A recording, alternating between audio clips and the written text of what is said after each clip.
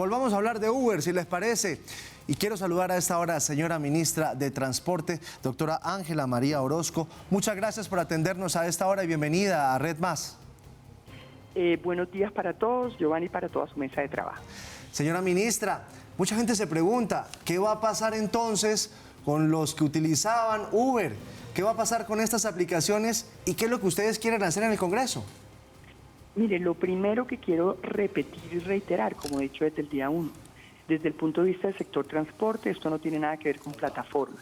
Tiene que ver con que por lo menos hay 2 leyes de la República que prohíben la prestación de un servicio público en un vehículo particular y que además tienen unas exigencias muy distintas para la prestación para un vehículo particular que para un vehículo habilitado para prestar un servicio público. Desde ese punto de vista, la prioridad para el Gobierno de Colombia desde el día 1 ha sido poner en foco el usuario y la seguridad en el servicio público de transporte, que no solamente es un servicio público esencial definido por la ley, sino validado por la Corte Constitucional en sus distintas sentencias. Desde el día 1 que llegamos al Ministerio hemos desarrollado más de 750 mesas de trabajo con todas las modalidades del sector transporte. Desde ese punto de vista, lo primero que hicimos fue a sacar el programa de modernización del parque automotor de carga. Como ustedes saben y nos acompañaron en la discusión, son más de 3 leyes de la República. Y en todas las reuniones individuales con los taxistas les planteamos, primero, la necesidad de modernizar y mejorar el sector. Y segundo, que el tema de las economías colaborativas, de utilizar vehículos particulares, era un tema de Congreso y que tendríamos que llegar al Congreso para equilibrar unas reglas de juego. Luego, nosotros legislamos de manera general. Como digo, la decisión en el caso particular de la empresa es producto de una demanda particular entre 2 particulares por competencia desleal. Este tipo de fallos por lo menos se han dado en 20 países. Y en algunos de esos 20 países las empresas se han ido o en otras han decidido acatar la legislación de transporte e inscribirse como empresas de transporte y cumplir con unos mínimos estándares de seguridad. El debate que haremos en el Congreso y que nosotros tuvimos reuniones a finales del año pasado con el representante Erwin Ballesteros del Centro Democrático y el representante Mauricio Torre de la Alianza Verde, era que en enero nos sentábamos a retomar mesas de trabajo con todos los actores para dar la discusión de cómo garantizar lo importante, que era la seguridad en la prestación del servicio y la calidad en el servicio, exigiendo y equilibrando unas reglas del juego de manera que todos los actores estén sometidos a las mismas obligaciones. Ministra, pero entonces lo que viene ahora, según ha trascendido después de esta reunión que tuvieron ayer varios ministerios a quienes se les compete toda esta situación del transporte y específicamente de Uber, pues es que van a hacer unas conversaciones donde van a sentar a todas las partes. Esto suena a un proceso bastante demorado hasta que pase por el Congreso. ¿Por qué no pensar regularlo vía decreto y no vía legislativo? Porque nadie le puede pedir al gobierno colombiano que viole su régimen constitucional y legal. Esto no es un tema de un decreto, es la ley 336 y la ley 769 la que define qué es un vehículo de servicio público y qué es un vehículo particular. Y uno no puede reformar una ley mediante decreto. Pero mientras tanto, señora ministra, y se lo pregunto como desde los zapatos de un usuario, ¿vamos a quedar entonces los colombianos a merced de unos servicios con los cuales muchos no están conformes y sin la posibilidad de sacar todo el provecho a estas nuevas opciones que da la tecnología?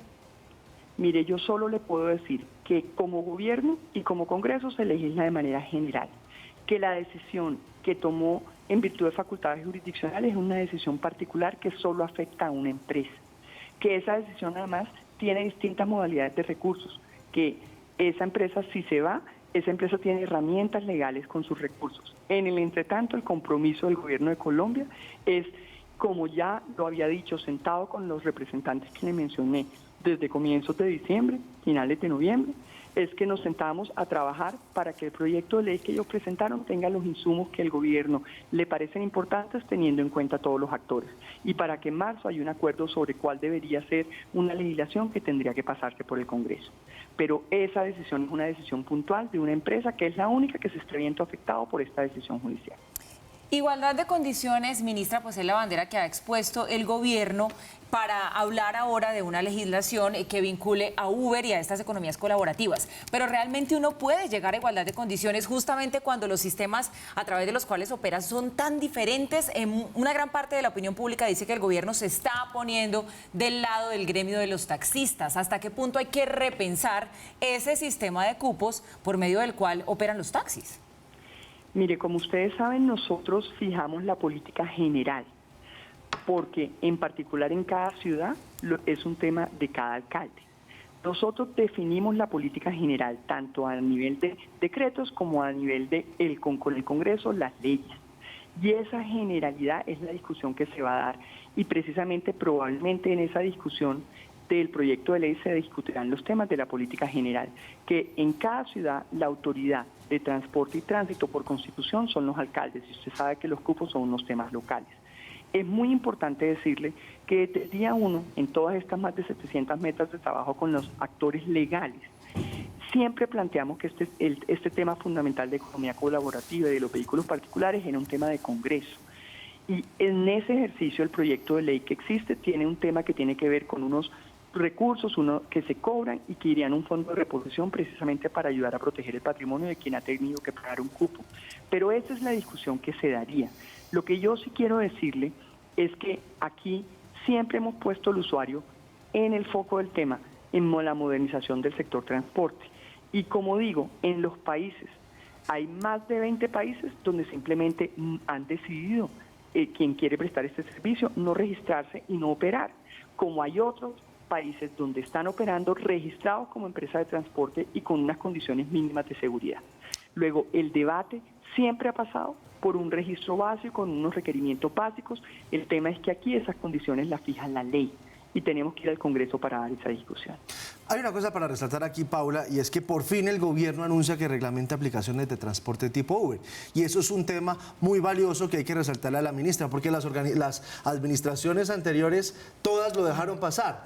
La cuestión es por qué hasta ahora, Paula, cuando Uber dice que se va, es que se hace este trabajo. Cuando los colombianos nos vamos a quedar sin esa opción, es que se decide meterle diente al tema. ¿Por qué no se hizo? Personas sin una opción de trabajo, ministra, sí.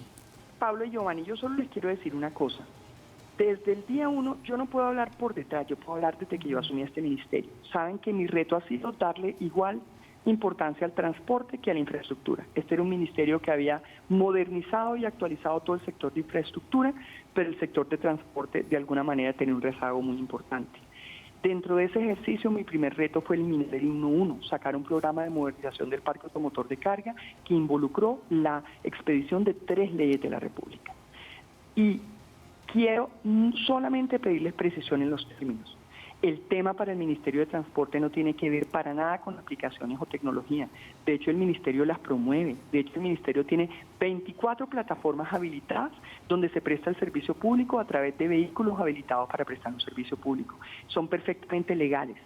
La decisión de una empresa de registrarse o no como empresa de transporte, cumpliendo con los requerimientos de la ley y prestar el servicio en vehículos habilitados para prestar un servicio público, es una decisión autónoma de la empresa. Las condiciones en Colombia, por ejemplo, para prestar el servicio en los vehículos blancos existen. Y hay empresas que simplemente han comprado las aplicaciones y las están prestando a través de los vehículos blancos de una forma perfectamente legal. Claro. Lo que sí quiero decir es que el problema aquí es de habilitación sectorial, de la definición de qué es un vehículo particular y qué es un vehículo de servicio público, que en Colombia está por ley. Son leyes que claro que se tienen que actualizar, leyes del 2002, leyes del 96, pero como saben, nosotros hemos tenido un reto enorme en términos de toda la gente del sector.